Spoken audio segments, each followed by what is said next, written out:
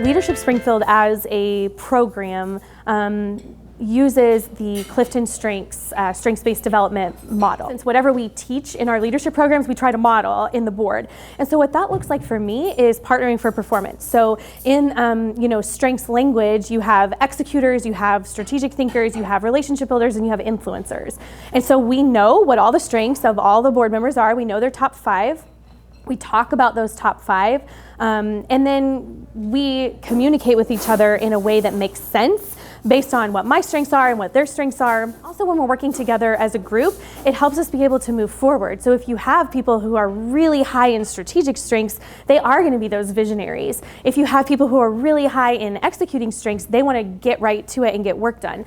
And I think the best board has a combination of all of those things, because you need influencers and you need relationship builders, but you have to have executors and you have to have strategic thinkers. And so it's understanding and embracing the fact that we all come at it with different strengths and learning to be aware of them, learning to use our strengths in the way that we communicate with each other. It's a regular situation where I would say, I wonder what that person's strengths are, and I refresh my memory on their specific strengths before I send them an email or communicate with them based on how I know they want to receive information.